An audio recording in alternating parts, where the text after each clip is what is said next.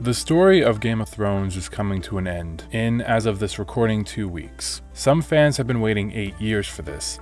New fans just introduced have waited maybe 8 weeks. But for fans of the book series, they've been waiting 23 years since the show is finishing the story before the books could.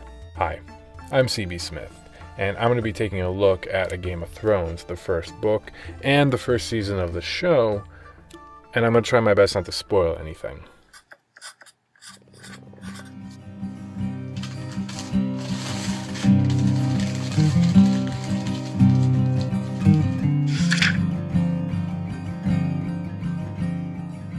Published in 1996, A Game of Thrones is the first book in the Song of Ice and Fire series by George R.R. Martin. The fifth book and right now last in the series came out the same year as the TV show back in 2011. Martin has always taken his sweet time in writing these books, but now with the success of the show, the audience has gotten bigger, and naturally a lot hungrier for more content. Write them faster, write them faster, write them faster, write them faster. Follow Margolis! The show's story has surpassed the published books, and since then the creators had to rely on the author's notes to finish the story. But that's the later seasons of the show. The first season is a straight adaptation of the first book, and it is extremely faithful. Separated into 10 episodes, the first episode even ends around the 1/10th mark of the book, leaving just minor differences throughout the season. Now, I don't want to talk about minor details like hair color or minor characters. I want to talk about the big, broad things, like settings and character representation. Like, there's gotta be something here. Alright, I got it. For both book and show, the story takes place some years after a rebellion that overthrew the old monarch ruled by the Targaryens, and starting a new line of kings with the Baratheons. In those years, the ruling houses of Westeros settled down, ruled their lands, and started families. The book is told in chapters with the perspective of several members of these houses, with one member of the fallen Targaryen house, one from the Lannister family, one intro and epilogue chapter, and a whopping 5 members of the Stark family get their own chapters. We follow the story through their points of view throughout the book, and because of this, the show took this opportunity to give other characters more development and their own moments to shine. This book series has over 2,000 listed characters, and I'm with you guys for only like 20 minutes tops. So let's talk about the main ones. Ned Stark is, for the most part, the main character. As far as adapting him to the show, the writers kept him relatively the same. In the show, he keeps his feelings close to himself, leaving us all to only guess what he's thinking. But I grew up with soldiers. Throughout the show, he always seems to be calculating or thinking. There's a pause before he talks with anyone, making it seem like he's choosing his words carefully. Because he's a point of view character in the book, we know exactly what's going on in his head. We're knights of the round table, we dance where we're able, we do routines and all the scenes, the footwork impeccable. Ned's wife Catelyn is, like Ned, a faithful adaptation from her book counterpart. She's a very serious lady of House Stark. Stern, but loving to her kids. To her kids. So there's a pretty large group of fans that have no love for the Lady Stark on the grounds that through a large series of events, she kind of started the whole war that occurs in the series. Not to mention how she treats Jon Snow, Ned's bastard son. In the show, it's just kind of rude stares, while in the book, it's more along the lines of wishing him to be dead or horribly maimed and injured, but she has her reasons. 17 years ago, you rode off with Robert Baratheon. You came back a year later with another woman's son.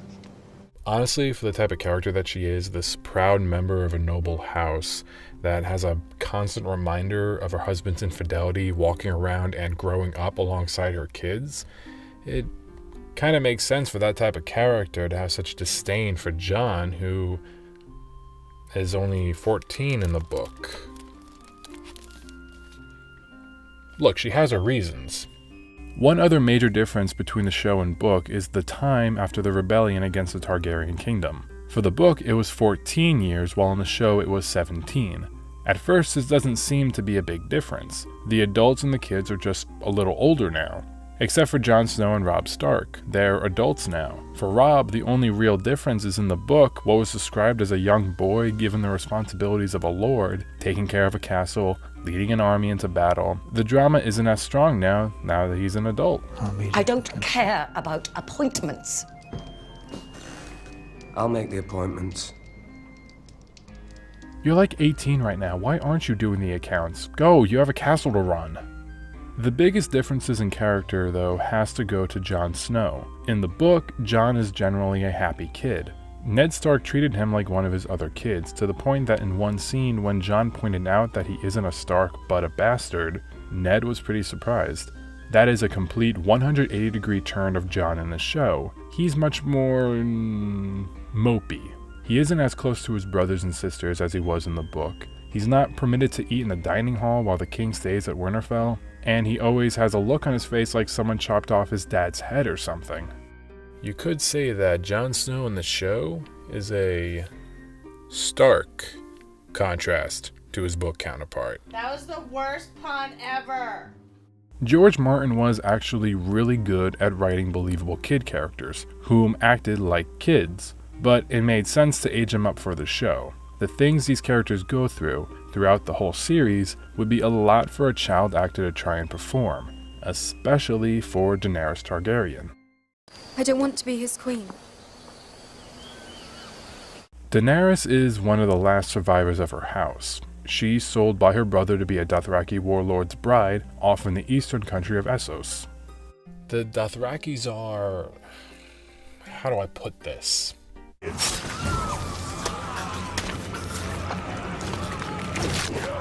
Honey, I thought we were watching a nice little fantasy show, but that guy just ripped that other guy's f***ing tongue out from a hole in his throat.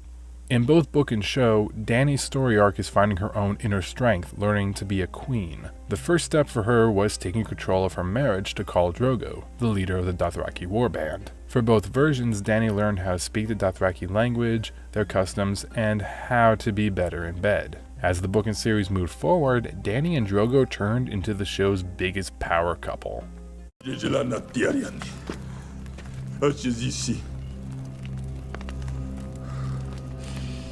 Romance in A Song of Ice and Fire doesn't happen very often. One positive relationship that stands out among the others is Ned and Catelyn, even with the history of Ned's infidelity. Their relationship is probably the most healthy in the show, but when they're together, it isn't very passionate. It's pretty calm and conserving, like your parents showing affection in public.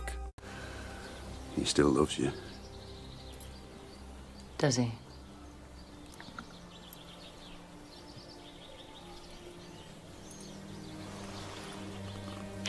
Mom, Dad, stop it. Relationships in this series don't last very long for reasons. The show and the book both have a pretty pessimistic view on romance, in general. A Song of Ice and Fire and Game of Thrones both want to break down this fairy tale notion of romance and relationships in a medieval fantasy world. You're my lady now. From this day until my last day.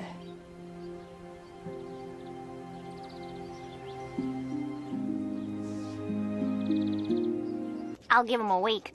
I'll give him 11 minutes. But Drogo and Dany, they're just so cute together. They are the only ones in this first season to show an affection like two teenagers. Just look at them. They smile to each other, he picks her up, they have cute nicknames for each other, he swears to burn the world to the ground for her. Drogo knows what the ladies want. It's why they're the most popular couple costume from the show. It's just a shame the relationship started with a child bride raped by her new husband. Some clarity. In the book, Dany on her wedding day rides off with Drogo. Drogo starts to undress her, asking her no every step of the way. In a very long span of time, Dany becomes comfortable with her new husband on their first night together. Dothrakis are actually pretty good at foreplay despite the raping and pillaging that they do. My point being is that in the book, Khal Drogo does not rape Daenerys. That's good.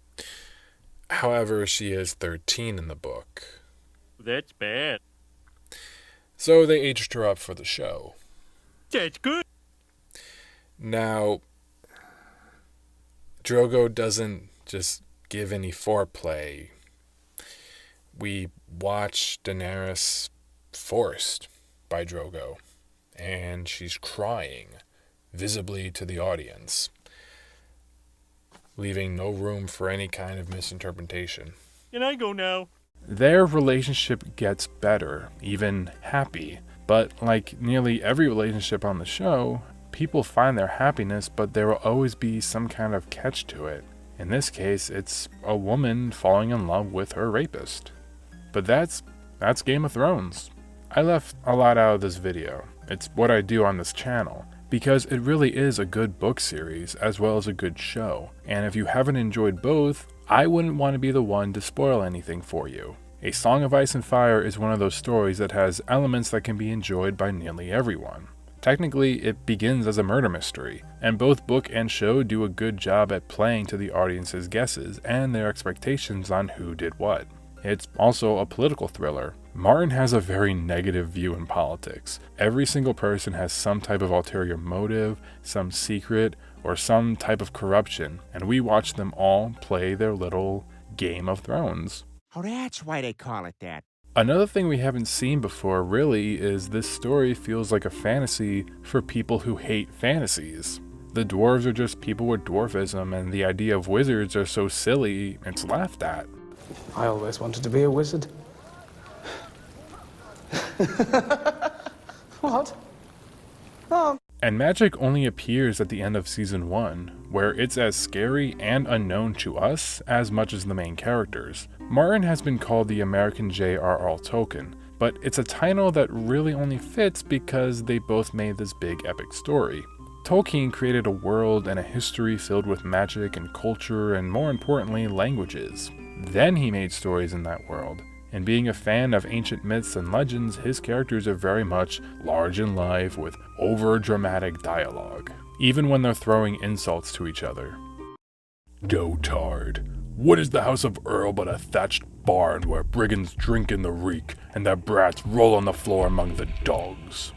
Whereas A Song of Ice and Fire, the characters feel almost modern day in how many of them talk to each other and act. Despite the medieval-looking world, it feels pretty contemporary. Like, we'll shove our swords up Tywin Lannister's bunghole. Comparing the two would be like seeing a Shakespearean play versus getting drunk with your friends at a Renaissance fair. Which is not bad, it's just a different kind of good.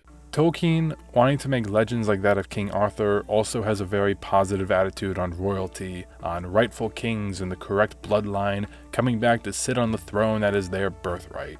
A Song of Ice and Fire is not that. Now we see the violence inherent in the system. Shut up! Everyone's corrupt in some way. No one is 100% honorable or righteous. Everyone has their price. Everyone has their breaking point, and they're only human. The jousting tournament is over, and the veil comes off the eyes for how the world really works. Where the night is dark and full of terror, life is not a song to sing. In a Game of Thrones, in life, the monsters always win. Where is Martin from to have such a grim view of the world?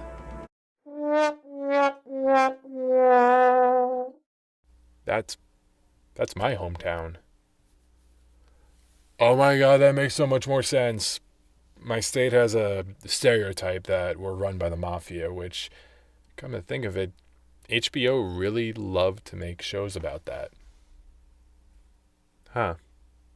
In the end, Game of Thrones, despite its long list of characters and locations and confusing at times plot, it's actually pretty easy to digest as a fantasy that also loves to poke holes in that genre, which can get stale if no one does anything innovative. It's also filled with interesting characters for how many they are, and we want to watch them. And this overarching story that has people hooked. When the show is done, we'll move to a new story, or wait until Winds of Winter is finally published. Then we can revisit Westeros again. In the meantime, this is CB Smith, and thanks for taking a page.